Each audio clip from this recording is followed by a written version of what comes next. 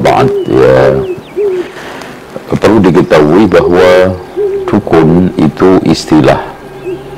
Katanya sebagian orang itu singkatan. Iya. Nek ono udune rukun. Artinya apa nih tadi? Kalau ada urunannya rukun. Kalau ada bayarannya rukun, dukun. Itu dukun itu menurut istilah umumnya, kampungnya.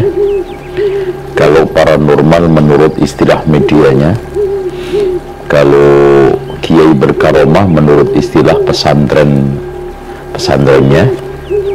Kalau orang sakti itu menurut dunia pencak silat, ilmu gaib, ya, kekuatan-kekuatan yang sifatnya supranatural. Nah, orang pinter ini menurut istilah orang-orang bodohnya. Ya, itu. Nah, dukun itu sebetulnya kalau diambil dari bahasa Indonesia, bahasa Arabnya itu kahana. Kahana itu artinya tebak-tebakan, otomatis duga-dugaan, dan banyaknya tipu-tipuan. Iya, tipu-tipu. Makanya di sini Imam Al-Hafidh Ibnu Hajar mengatakan al-kahana ialah pekerjaan mengaku tahu tentang ilmu gaib. Jadi kalau menurut bahasa Ronggo Warsitonya itu weruh sak jeroning karah. Tahu sesuatu yang dibungkus. Weruh sak durungi winarah. Tahu sebelum diberitahu. Wah, hebat kan gitu. Nah, seperti mengabarkan tentang apa yang akan terjadi di muka bumi dengan bersandar kepada sebab tertentu yang berasal dari informasi jin yang mencuri kabar langit. Itu kan seperti yang dikatakan oleh Rasulullah, tilkal kalimatul haq, itulah kalimat yang hak awalnya, yakhtafuhal jinniyu, ya, dicuri oleh jin, fayaqdhifuha fi udhuni walihi, yang Allah kasihkan yang setan itu wangsitkan kepada walinya, yaitu dukun. Wa yazidu fiha mi'ata kidbatin, ditambahi 100 kedustaan. Artinya seorang disuruh untuk mencari kelereng putih satu di antara kelereng yang macam-macam di satu ember, ratusan bahkan ribuan kan sulit. Nah, dari sini nampak perdukunan itu adalah olah kerjasama, karya kerjasama atau kolaborasi, sinergi yang harmonis, ya, elaborasi sinergi yang harmonis antara segitiga, 3 in 1, setan, jin, dukun. Setan, jin, dukun. Dan ini ditegaskan oleh Allah dalam surat Asy-Syu'ara, kul hal unabbi'ukum ala man tanazzalu syayatin tanazzalu ala kulli afakin athim. Maukah aku ceritakan kepada kalian kepada siapa setan-setan itu turun? Kepada orang pendusta, lagi banyak berbuat dosa, afak, athim. Allah menggunakan satu isim mubalaghah, menunjukkan sangat pendusta, sangat berdosa. Jadi pendusta, pendosa, kan gitu. Itu. Makanya Allah komentari juga kerjasama 3 in 1 itu di dalam surat Al-Jin. Wa annahu kana rijalun minal insi ya'uduna birijalin minal jinni fazaduhum rahaqa. Sesungguhnya ada sekelompok laki-laki dari kalangan jin dan sekelompok laki-laki dari kalangan manusia minta bantuan kepada tadi laki-laki dari kalangan manusia, dan tidaklah menambah bantuan itu kecuali rohaqa, dosa buat manusia melampaui batas buat jin, karena jin itu rendah sebetulnya ketika dipuja melonjak gitu. Nah, sehingga ketiga belah pihak ini nanti beradu argumen di hadapan Allah. saling nyala-nyalain. Saling menyalahkan. Ini gara-gara kamu, gara-gara kamu. Aja lu minta jimat dulu gitu. Iya. Lah kenapa kamu juga ngasih kan gitu. Kata Allah, wa yauma yahsyuruhum jami'an. Dalam surat Al-An'am ayat 128. Ketika saya kumpulkan semua mereka ini, wahai jin, qad istakfartum minal ins. Banyak manusia yang kamu sesatkan. Gimana ini ceritanya? Tuh. Wa qala awliya'uhum minal ins. Nah, wali-walinya, pendukung-pendukungnya, ya, atau mitra-mitranya dari kalangan manusia mengatakan, Rabbana istamta'a ba'duna bi ba'd. Ya Allah, kami sudah saling mengambil keuntungan dari kerjasama ini. Simbiosis mutualisme. Itu. Istamta'a ba'duna bi ba'din wa balaghna ajalana alladhi ajjalta lana qala an-naru mathwaakum. Udah, sono. Tiga-tiganya masuk neraka loh. Qala an-naru mathwaakum. Surah jelas Al-A'raf ayat Al-An'am ayat 128. Jadi adu argumen yang gagal dari ketiga belah pihak ini di hadapan Allah Subhanahu wa ta'ala, karena satu dengan yang lainnya mematahkan mematahkan argumen teman-temannya dan menyalah-nyalahkan teman-temannya dan menunjukkan kesalahannya. Kalau biasanya kalau adu argumen itu kan saling menunjukkan siapa yang paling benar. Ini enggak, saling mematahkan tiga argumen. belah pihak ini sama-sama menunjukkan kesalahannya, kesesatannya, dan juga celah-celahnya. Itu katanya si manusia, lo aja sih nyesatin gue, lah lu juga kan udah dapat hadiah dari pilkada. Gitu umpamanya. Keuntungannya sudah diperoleh dari dunia itu. Dan lo jualan jimat udah berapa, beli mobil, beli rumah. Nah, makanya produk kerjasama ini antara 3-in-1 ini menghasilkan satu produk, yaitu makanya perdukunan itu adalah industri jasa. Industri jasa. Ya, industri jasa. Iya, kalau ditinjau dari aspek modern ya. Jadi industri jasa yang menghasilkan satu produk, tapi produk kesesatan gitu. Kesesatan.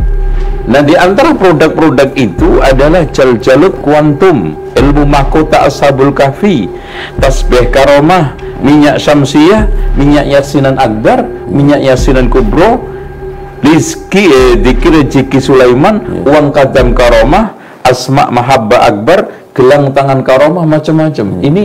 Ini produknya. Jadi perdukunan ini sebetulnya sudah klasik, sudah lama. Bahkan Nabi Nuh aja juga ketika dakwah dituduh kaumnya dukun. Coba Nabi Nuh itu.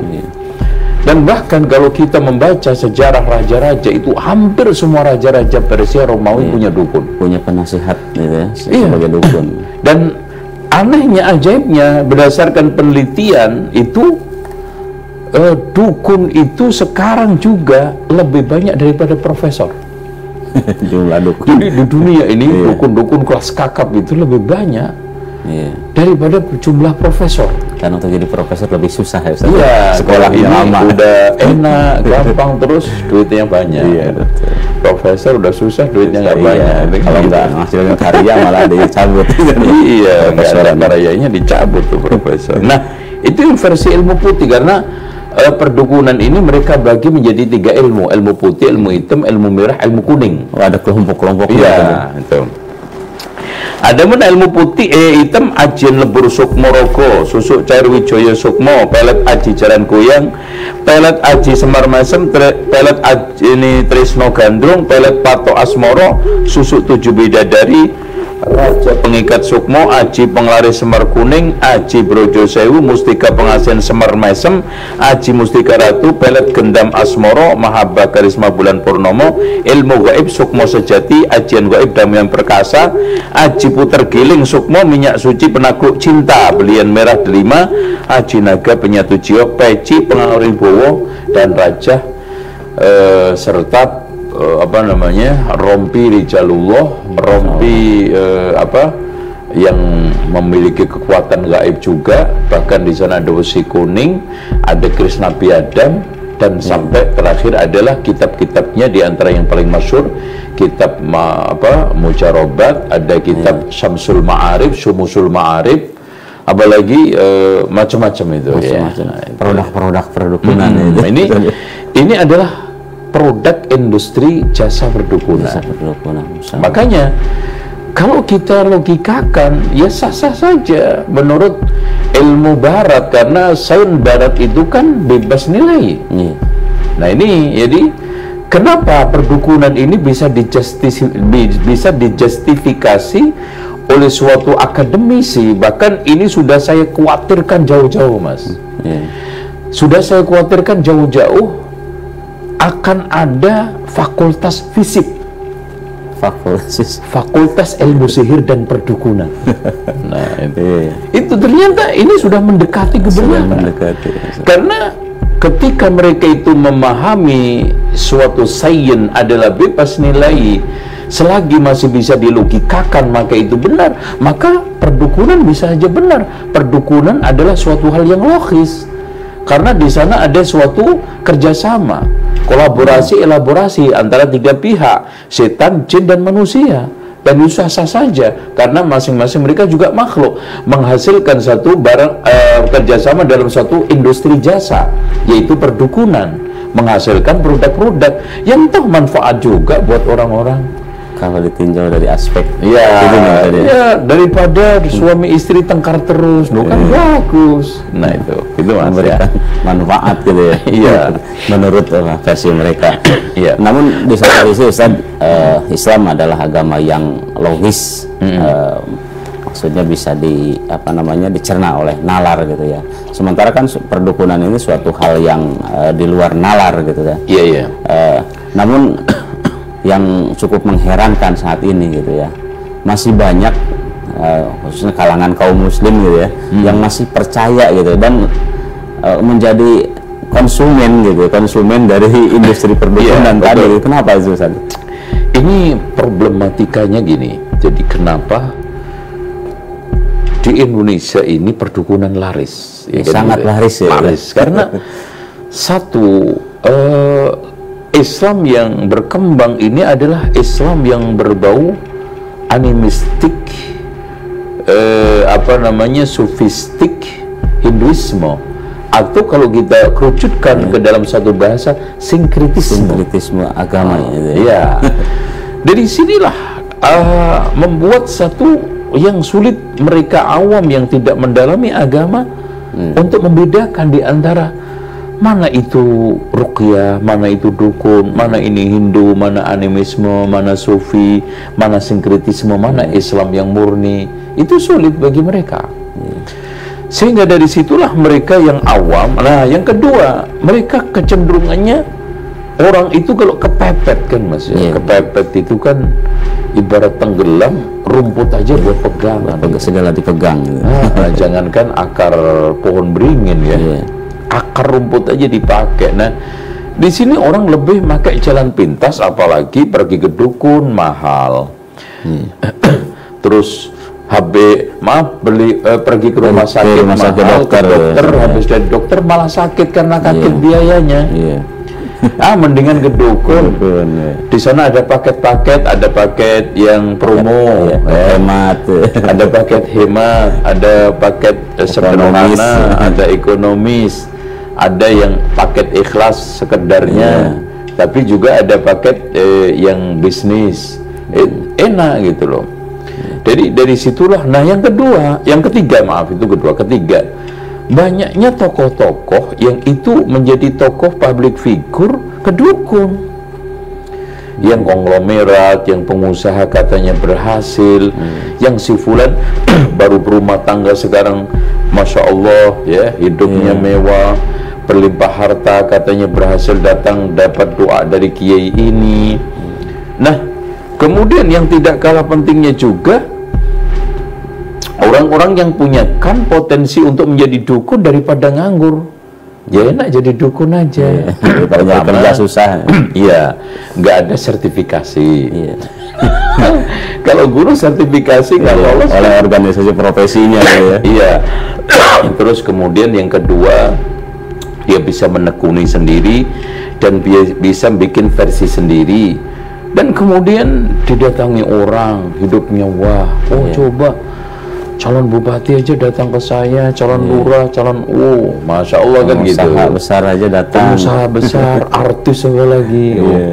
Sampai ketika ada artis yang kunjung ke dia, langsung dijadikan sebagai caption apa? Buat untuk iklan. Nah, dari sinilah jadi saling apa ya? Saling tarik menarik itu. Nah, yang juga tidak kalah pentingnya adalah kejahilan mereka terhadap akidah Islam.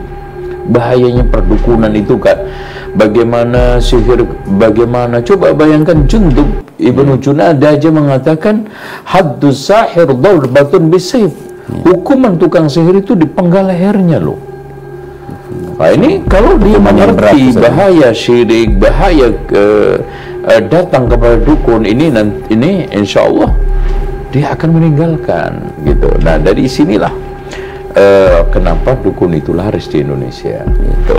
Dan intinya kalau enaknya jadi dukun tidak tidak akan dituntut oleh hak perlindungan konsumen. Iya, ada beda dengan profesi lain. Sampai hari ini perdukunan ini belum masuk ke HAKI juga kan. Iya. Belum Yayasan Perlindungan Konsumen Indonesia. Jadi bebas mereka. Iya. Walaupun praktik nggak bakal dituntut. RUU ya, KUHP, tapi masih RUU kan rancangan. Iya. Itu pun masih belum bisa dijadikan sebagai sandaran, masih RUU. Jadi profesi ini masih juga belum kena pajak. Gitu kan gitu. Pajak pertambahan nilai. Iya.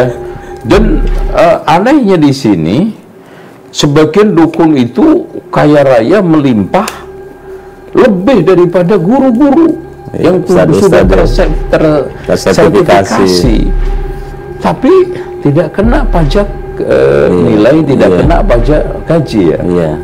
Itu penghasilan. Nah itu, jadi disinilah makanya banyak orang yang sekarang ini bergelut ya, bertarung, bersemangat untuk menjadi dukun. Karena menjanjikan secara materi, penghormatan, ekonomi, secara sosial, secara politis ya, secara ekonomis ya.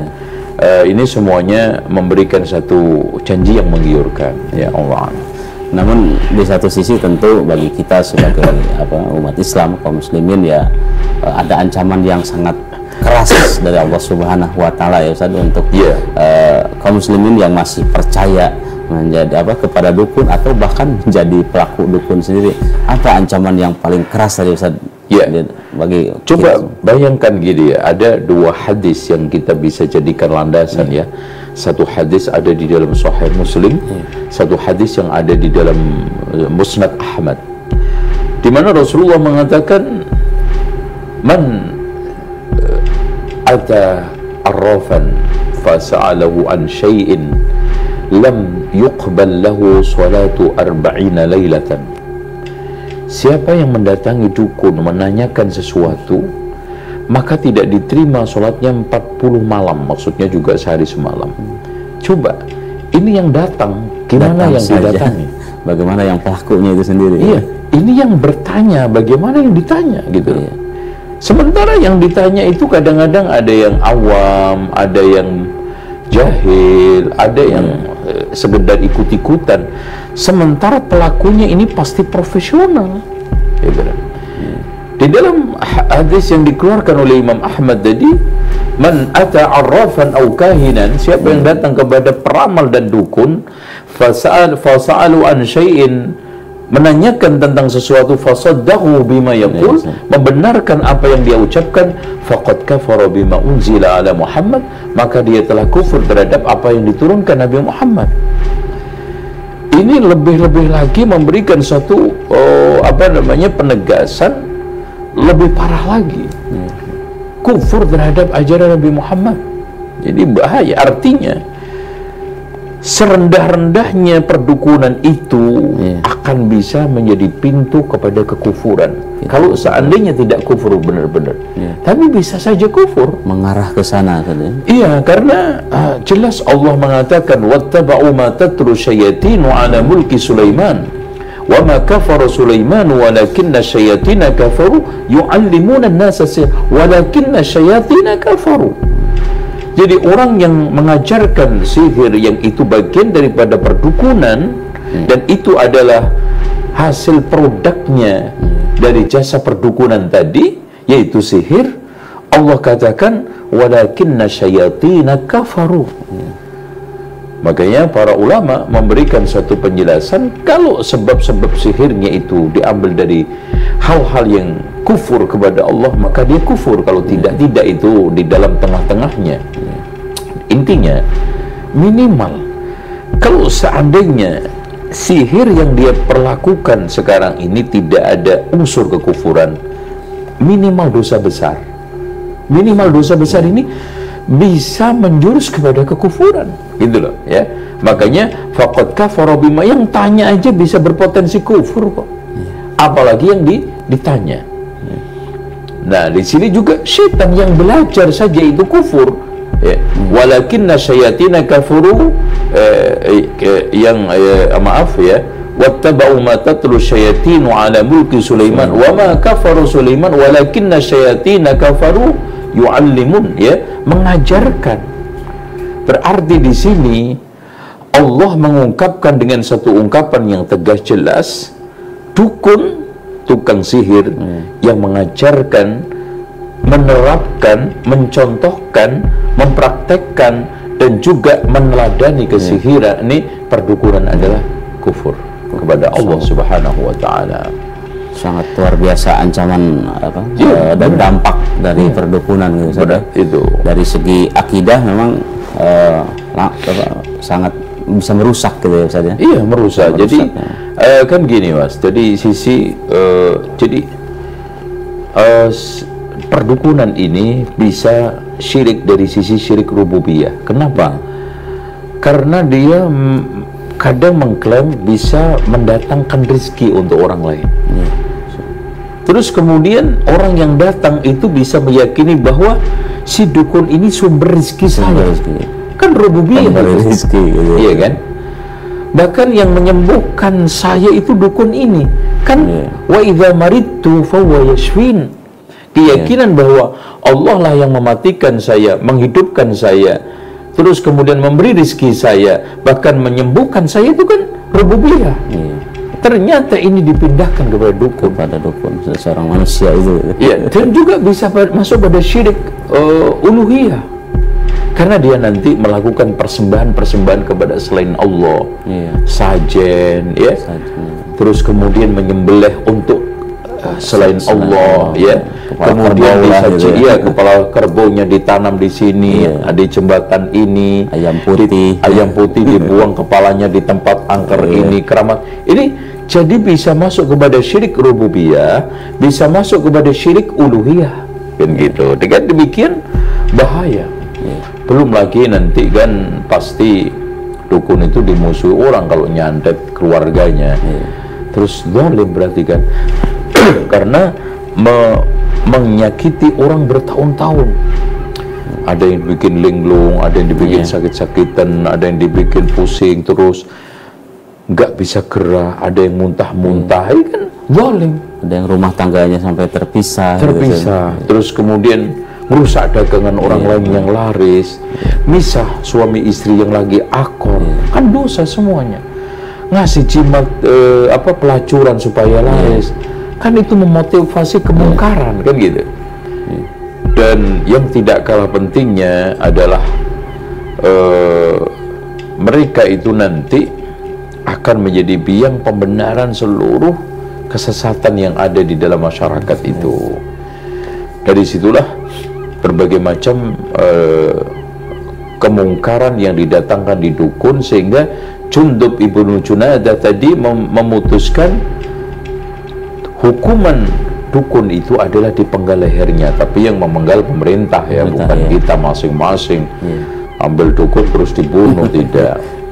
Terus kemudian penegasan Ali ibnu Abil Is al-Hanafi di dalam Syarah Tahawiyahnya, bahkan pemerintah wajib mengawasi, mengontrol mereka, memberikan hukuman mereka berat. Harus ada campur tangan pemerintah. Iya, nggak bisa dalam hal. Karena Ustadz dai hanya bisa menjelaskan. Sekarang yang bisa menangkap adalah polisi, yang bisa menghukum adalah hakim, yang memberikan suatu payung hukum adalah DPR, yang melaksanakan adalah pemerintah. Jadi di sini murni wewenang pihak berwajib, pihak berwenang, dan secara umum adalah pemerintah, dan secara umum adalah negara. Yang negara itu di bawahnya ada tata laksana, di antaranya ada DPR sebagai legislasinya, terus kemudian pemerintah sebagai eksekusinya, eksekutifnya, kemudian mahkamah itu sebagai yudikatifnya, terus polisi sebagai polis, kan gitu namanya aja polis, yaitu penjaga, pengawal ya. Pengawal itu polis, kan gitu. Nah, ini harus berperan aktif. Kalau tidak, kejahatan-kejahatan mereka yang dibungkus dengan berbagai macam bungkusan macam-macam itu akan berkeliaran di tengah masyarakat, yang akhirnya di pasar bukan sibuk membenahi bisnis dengan cara-cara manajemen yang logis, tapi adu dukun, adu kekuatan magic. Terus kemudian mendirikan usaha bukan ujuk-ujuk sekarang ini mengikuti pelatihan manajemen, mencoba mempelajari langkah-langkah yang bagus untuk mengembangkan marketing. Tidak, ya ujuk-ujuk langsung nyari dukun, terus disuruh untuk bikin tumbal, kalau enggak kambing kendit, ayam cemani, atau tadi kepala kerbau, atau telurnya angsa yang sudah basi ditanam. Itu yang didahulukan. Kalau kita adalah secara logis, kita melakukan suatu usaha tadbir, yaitu pengaturan. Secara tidak logisnya, yaitu spiritualitas kita, mohon kepada Allah lewat doa. Sudah tidak ada lagi yang lebih bagus. Ya, kita sekarang usaha itu akan ada dua. Ada yang sekarang ini bisa dan tidak bisa. Yang bisa kita terus maksimalkan. Yang tidak bisa itu kan ada dua macam juga. Tidak bisa yang secara logika kita serahkan kepada Allah. Tidak bisa, tapi masih bisa diusahakan oleh usaha manusia, ya kita perbaiki manajemennya, kita perbaiki langkah marketingnya dan yang lainnya, sambil kita memohon kepada Allah. Begitu ya, Allah. Ustaz, ini kan fenomena perdukunan, maraknya dukun lah saat ini di tengah-tengah masyarakat kita. Tentu dari segi akidah itu bisa merusak gitu ya. Dari segi sosial juga bisa merusak tatanan ya, karena kadang-kadang dengan adanya seseorang pergi ke dukun, akhirnya disampaikan ini karena disantet oleh saudara si fulan gitu kan, akhirnya timbul perselisihan. Perselisihan, dan itu padahal belum tentu. Belum tentu. Kadang-kadang dia mungkin ada penyakit fisik yang nampak non fisik. Contoh, yang ada banyak penyakit fisik yang menimbulkan non fisik, apa? Ketakutan. Ada perasaan-perasaan was-was. Apa itu? Asam lambung. Orang yang asam lambungnya kronis itu ternyata menimbulkan banyak gangguan efek ke rohani. Itu. Atau mungkin dia kena penyakit-penyakit dalam. Itu langsung dia datang ke dukun, wah kamu ini diganggu oleh orang dekat kamu. Kamu kan punya masalah warisan kan? Kebetulan ada. Padahal Masya Allah, kalau kita lihat nggak mungkin lah orangnya soleh, solihah, dan selama ini tidak dikenal melakukan muamalah itu. Akhirnya apa? Akhirnya permusuhan terjadi. Yang kedua, mungkin ketiga pihak. Ya kan gitu, muncul terputus silaturahmi. Disinilah mungkin sihir itu malah masuk. Dengan putusnya silaturahmi, dengan kita itu bertengkar, karena syaitan itu tugasnya adalah menimbulkan perpecahan dan permusuhan kan, al-baghdha itu kan, dan dari situlah dia itu bisa masuk. Nah di situ, jadi akhirnya masuk beneran. musuhan 7 turunan. Nah itu udah gitu sumpah-sumpah kan, pokoknya 7 turunan nggak bakal saya nginjak rumah kamu. Udah saya tanya malah seneng itu ya. Allah anak ya. Selanjutnya Ustaz, ya. Munculnya fenomena perdukunan itu kan dia akan diikuti oleh ya tadi berdampak pada terjadinya kesyirikan pada masyarakat kita ya. Ya. Ada hubungannya nggak Ustaz antara munculnya kesyirikan, fenomena kesyirikan dengan datangnya musibah dari Allah Subhanahu wa taala? Betul, kalau kita mengamati dengan satu pengamatan yang cermat bahwa seperti yang dikatakan oleh Imam Ibnu Qayyim bahwa kebanyakan terjadinya banjir bah itu diakibatkan adalah dosa-dosa syirik, kufur, dan fahisyah, perzinaan. Dan Allah sendiri menegaskan dhaharal fasadu fil barri wal bahri bima kasabat aydin nas. Bima kasabat di sini lebih pada kasabat fil ma'asi. Maksiat. Makanya ketika Allah mengatakan innallaha la yughayyiru ma biqaumin, berupa apa? Nikmat, kesentosaan, kemakmuran, hatta yughayyiru ma bi anfusihim bil ma'asi, dengan maksiat.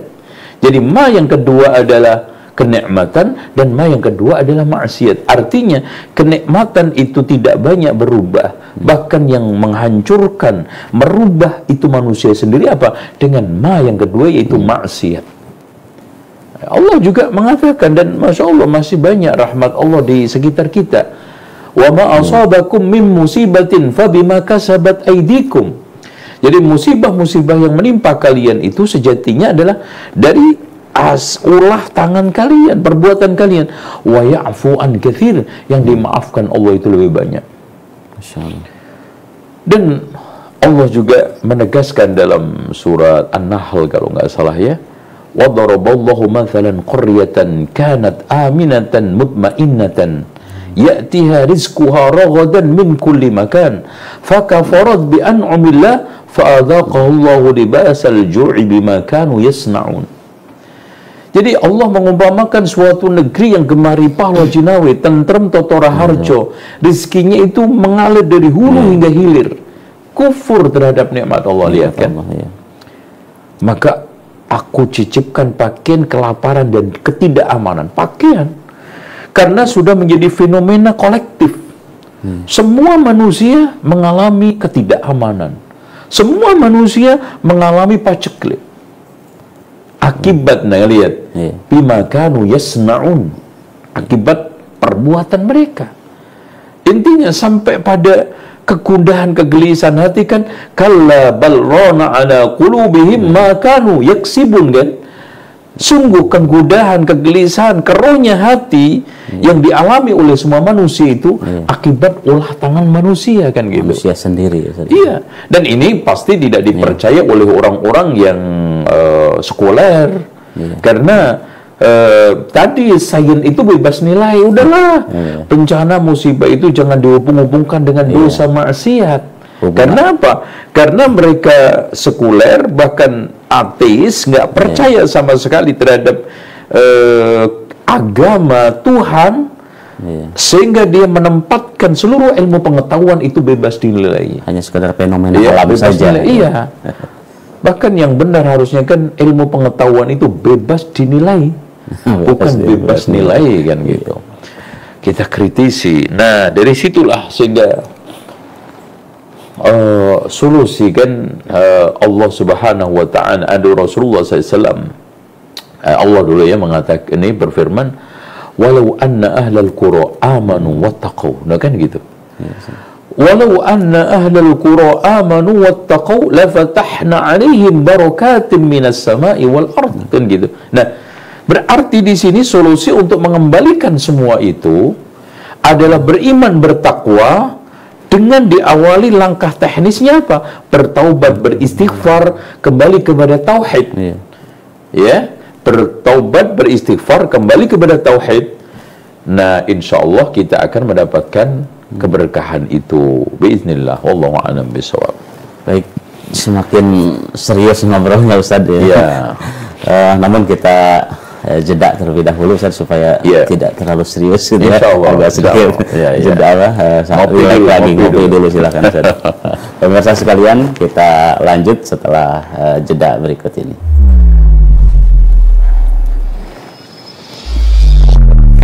Ramai nggak Mas?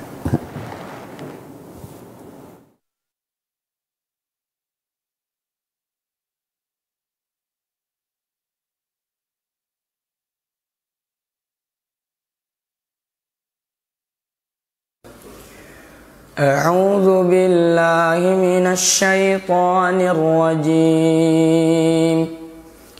بسم الله الرحمن الرحيم. قد سمع الله قول التي تجادلك في زوجها وتشتكي إلى الله والله يسمع تحاوركما إن الله سميع بصير. الذين يظاهرون منكم من نسائهم ما هن أمهاتهم إن أمهاتهم إلا اللائي ولدنهم وإنهم ليقولون منكرا من القول وزورا وإن الله لعفو غفور. والذين يظاهرون من نسائهم ثم يعودون لما قالوا فتحرير رقبة من قبل أن يتماسا ذلكم توعدون به والله بما تعملون خبير. فمن لم يجد فصيام شهرين متتابعين من قبل أن يتماسا فمن لم يستطع فإطعام 60 مسكينا ذلك لتؤمنوا بالله ورسوله وتلك حدود الله وللكافرين عذاب أليم. إن الذين يحادون الله ورسوله كبتوا كما كبت الذين من قبلهم وقد أنزلنا آيات بينات وللكافرين عذاب مهين. يوم يبعثهم الله جميعا فينبئهم بما عملوا أحصاه الله ونسوه والله على كل شيء شهيد.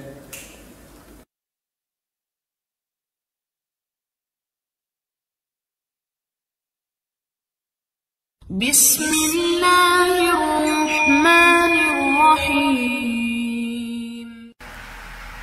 أعوذ بالله من الشيطان الرجيم. بسم الله الرحمن الرحيم. والطور وكتاب مستور في رق منشور والبيت المأمور والسقف المرفوع والبحر المسجور إن عذاب ربك لواقع ما له من دافع يوم تمور السماء مورا وتسير الجبال سيرا فويل يومئذ للمكذبين الذين هم في خوض يلعبون يوم يدعون إلى نار جهنم دعا هذه النار التي كنتم بها تكذبون أفسحر هذا أم أنتم لا تبصرون اصلوها فاصبروا أو لا تصبروا سواء عليكم إنما تجزون ما كنتم تعملون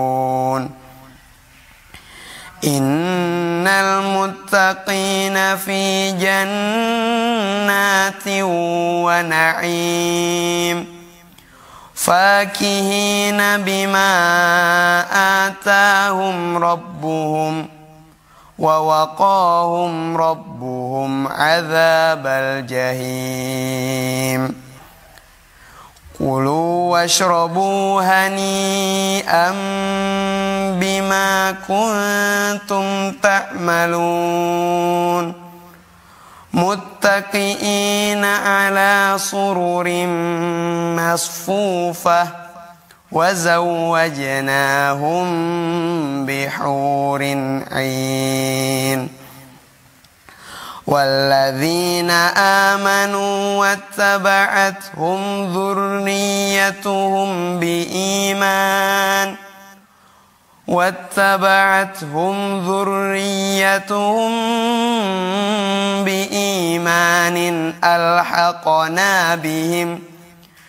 ألحقنا بهم ذريتهم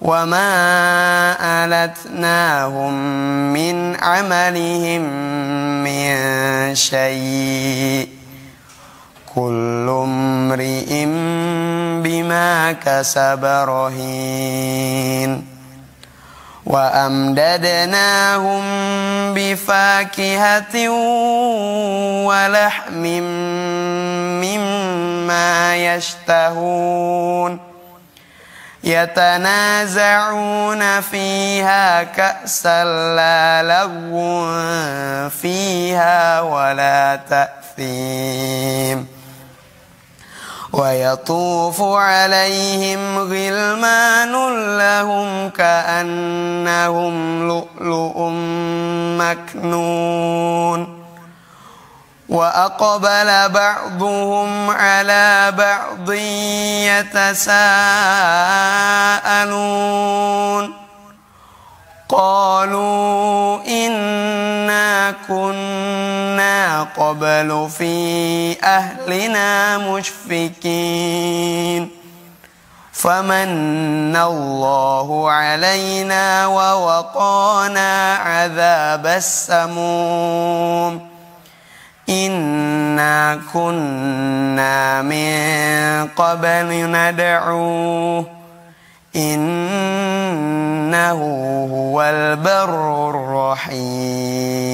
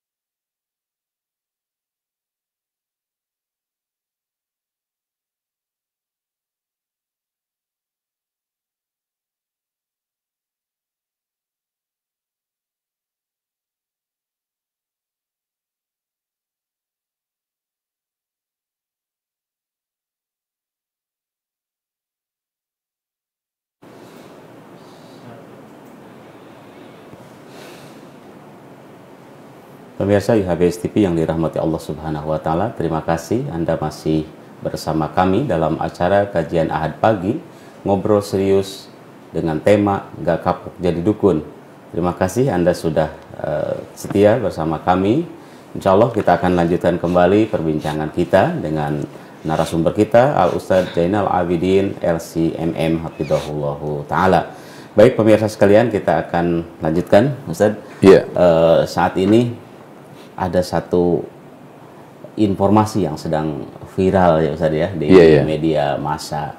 Salah satunya adanya satu deklarasi ini Ustadz ya, dari satu profesi lah yang berkaitan dengan dukun. Mungkin bagaimana Ustadz menanggapi hal ini Ustadz, melihat memotret kondisi seperti ini Ustadz? Baik.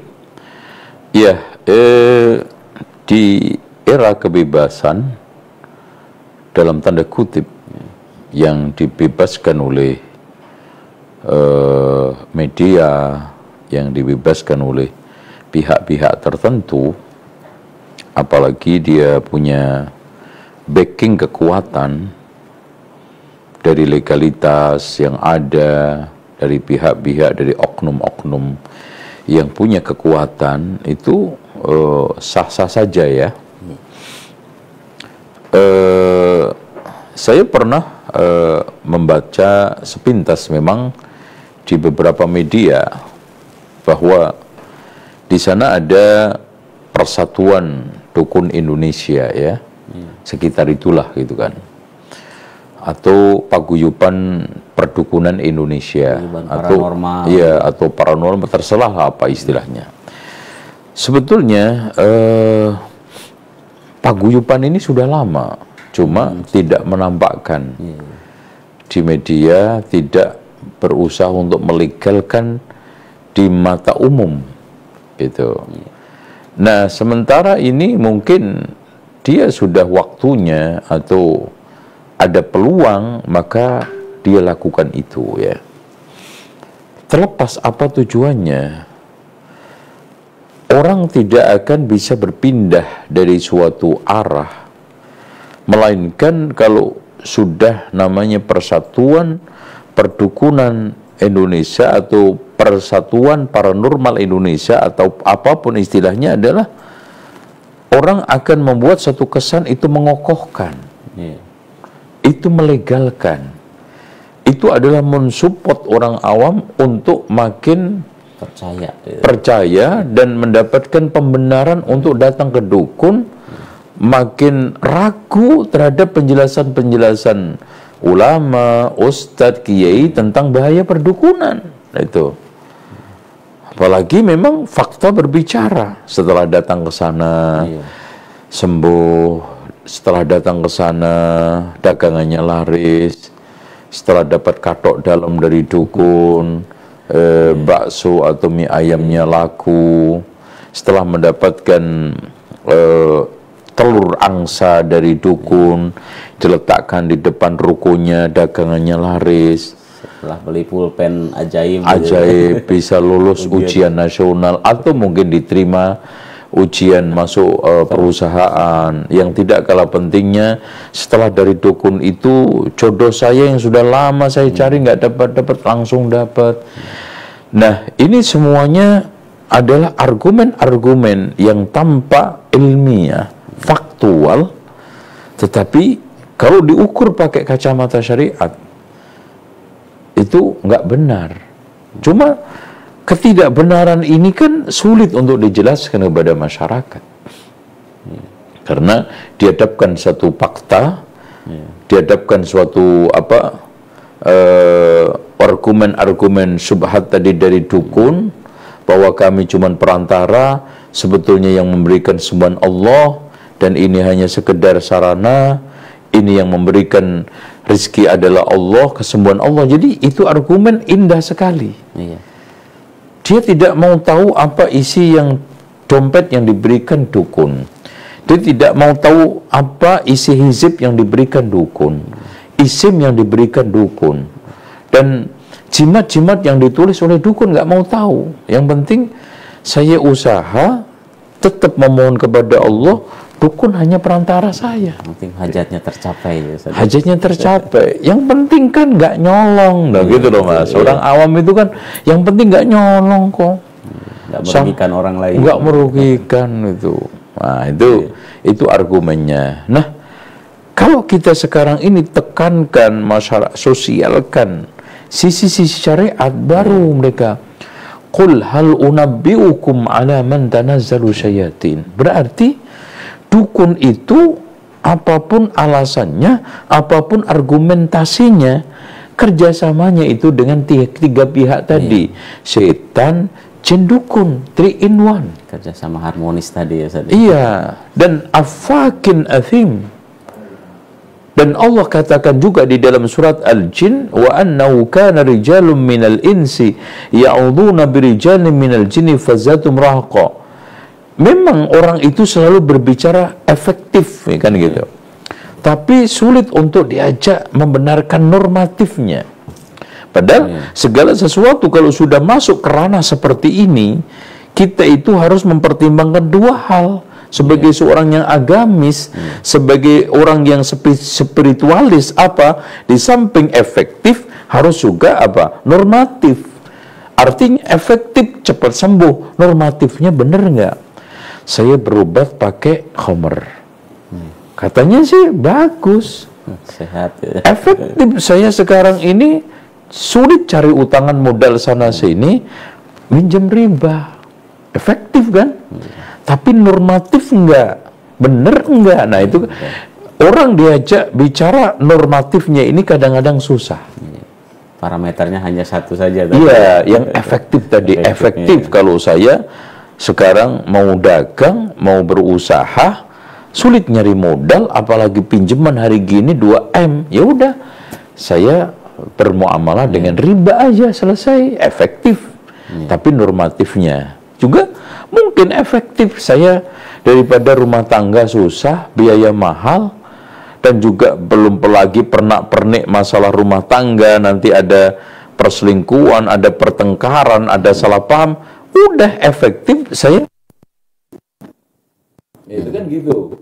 Apalagi ada tokoh-tokoh tertentu yang mengatakan bahwa zina itu tidak salah, tidak haram kalau dilakukan di wilayah privat, dilakukan dengan suka sama suka, tidak ada pemaksaan, keduanya saling dewasa dan dilakukan secara tulus. Nah, udah efektif.